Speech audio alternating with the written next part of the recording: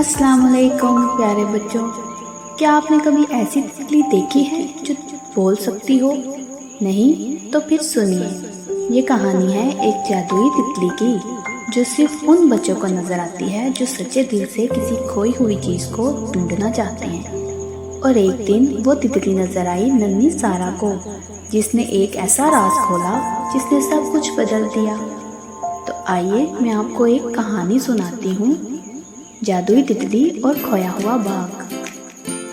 ایک دور دراز گاؤں میں ننھی سی بچی سارا اپنی دادی اماں کے ساتھ رہتی تھی۔ سارا کو پھول، تتلیاں اور کہانیاں بہت پسند تھی، مگر گاؤں کے بڑے لوگ اکثر کہتے اب وہ جادوئی باغ صرف کہانیوں میں ہے، حقیقت میں نہیں۔ مگر سارا کو اپنی دادی کی ایک پرانی بات یاد تھی، اگر دل سچا ہو اور نیت صاف تو جادو خود راستہ دکھاتا ہے۔ ایک دن سارا باغ میں کھیل رہی تھی کہ اچانک ایک چمکتی ہوئی نیلی تتلی اس کے سامنے آ کر ہوا میں رکی اور بولی، سارا، کیا تم کھوئے ہوئے باغ کو ڈھونڈنا چاہتی ہو؟ سارا نے حیرانی سے سر ہلایا۔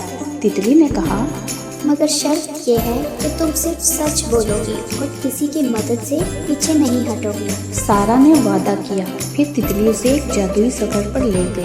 وہ دن میں پہاڑوں کے سائے میں چھپے پھولوں سے باتیں کرتے، رات کو ستاروں سے راستہ پوچھتے۔ راستے میں ایک بوڑھا الو، ایک گمسم سانپ اور روتی ہوئی پری سے ملاقات ہوئی۔ سب نے سارا کی مدد کی کیونکہ وہ سچ بولتی تھی اور دل سے نیکی کرتی تھی۔ آخرکار ایک چمکتے ہوئے پانی کے چشمے کے پار ایک دروازہ کھلا اور سامنے تھا وہی جادوئی باغ، رنگ برنگے درخت، پھولتے پھول اور ہواؤں میں تیرتی روشنی۔ تتلی نے کہا، یہ باغ ہمیشہ سے تمہارے دل میں تھا، مگر صرف وہی یہاں آتا ہے جو نیکی اور سچائی کے راستے پر چلے۔ سارا نے وہ لمحہ کبھی نہیں بھولا۔ تو یہ تھی سارا کی کہانی۔ تو بچوں، یہ کہانی ہمیں یہ سکھاتی ہے کہ سچائی، نرمی اور نیک نیتی ہمیشہ ہمیں وہاں لے جاتی ہے جہاں ہم واقعی جانا چاہتے ہیں، چاہے وہ کوئی جادوئی باغ ہی کیوں نہ ہو۔ اگر آپ کو یہ کہانی پسند آئی ہو تو لائک کریں، شیئر کریں اور میرے چینل کو ضرور سبسکرائب کریں۔ ملتے ہیں ایک نئی کہانی کے ساتھ۔ اللہ حافظ۔